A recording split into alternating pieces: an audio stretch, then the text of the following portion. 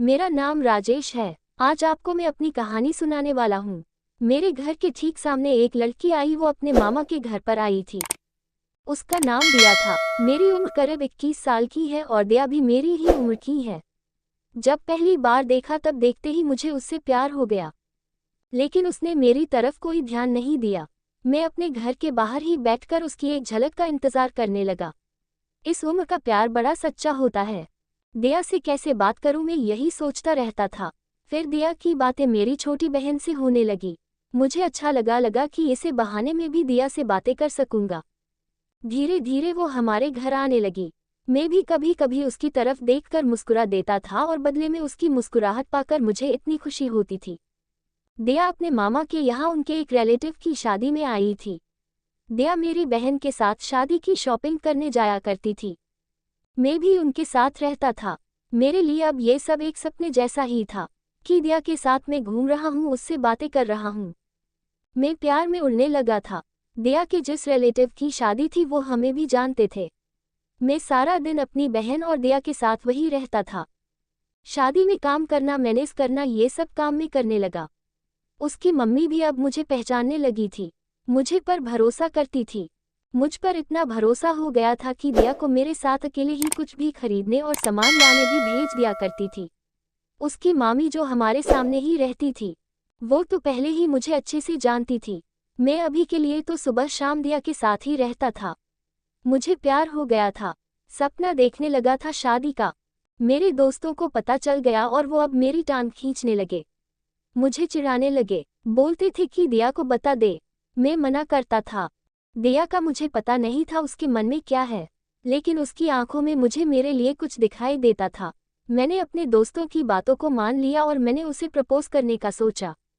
उनके रिलेटिव की शादी के बाद मैंने उसे प्रपोज करने का सोचा। शादी हो गई। शादी के बाद भी हमारी बातें शुरू रही। सोचते सोचते वक्त निकला जा रहा था। मैंने सोचा था कि आज बोलूंगा कल बोलूंगा, इसी में समय निकलता जा रहा था। इस दौरान उसकी मम्मी को कुछ काम आने की वजह से जाना पड़ा। दिया अभी भी वही थी। मैंने एक शाम अपनी घर की छत पर जब दिया और हम दोनों अकेले थे तब दिया को प्रपोज कर दिया। मैंने उसे कहा कि मैं उसी से शादी करना चाहता हूँ। वो मुझे देखती रही और थोड़ी देर बाद बोली कि वो भी मुझसे प्यार करती है। सुनकर मेरे कानों को यकीन नहीं हुआ। फिर बोली कि उसे कुछ बताना है। इतने में मेरी बहन वहां आ गई और वो चुप हो गई। उसके चेहरे पर भी एक अजीब सी खुशी थी। वहां से चली गई। उस रात मुझे नींद नहीं आई। मैं अपने और दिया के सपने संजोने लगा। फिर सुबह होते ही दिया की मामी मेरे घर आ गई। वो कहने लगी कि दिया को मैं उसके घर छोड़ के आ जाऊं क्योंकि उसकी मम्मी है नहीं, इसलिए उसे अकेले नहीं भेज सकते। मैंने पूछा क्या हुआ। उन्होंने बताया कि दिया की शादी तय हो चुकी है और लड़के की दादी बहुत बीमार है। वो कह रही है कि उसके सामने ही शादी हो जाए तो अच्छा। शादी तो अभी 6 महीने बाद थी, लेकिन अब शायद 10 दिनों में ही करनी पड़े। उसकी मम्मी भी इसलिए ही गई थी। उनकी बातें सुनकर जैसे मेरे दिल के टुकड़े टुकड़े हो गए। उसका घर हमारे यहाँ से करीब 60 किलोमीटर था। मैं उसे बाइक पर उसके घर छोड़ने वाला था। मैंने भी सोचा कि मैं इतने दिन रुका, एक रात और रुक जाता तो दिया को पता नहीं चलता और ना ही मुझे कि वो मुझसे प्यार करती है। दोपहर को हम लोग जाने वाले थे। इस दौरान मेरे दोस्त को भी पता चल गया था। वो मुझे कह रहा था कि अगर लड़की की हाँ है तो तू उसे भगा ले। मैं बाइक लेकर तैयार था। वो अपना छोटा सा बैग लेकर आई और पीछे बैठ गई।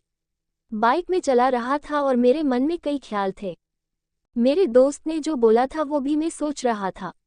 उसने जिस तरह से मेरे कंधे पर हाथ रखा था, मुझे पता लग गया था कि उसके दिल में भी शायद यही चल रहा है। लेकिन हम दोनों ही चुप थे। खामोशी हमारी मजबूरी बयां कर रही थी। उसकी मम्मी और उसकी मामी को मुझ पर इतना विश्वास था कि उन्होंने अकेले ही इसे मेरे साथ भेज दिया। मेरे प्यार पर उनका विश्वास भारी पड़ गया था। मैंने उसे उसके घर छोड़ दिया। बाइक से वो नीचे उतरी। उसकी मम्मी मेरे आते ही मुझे देखकर कहने लगी, चल अंदर चल, धूप में इतना चला कर लाया है। खाना खाए बिना उन्होंने मुझे आने नहीं दिया।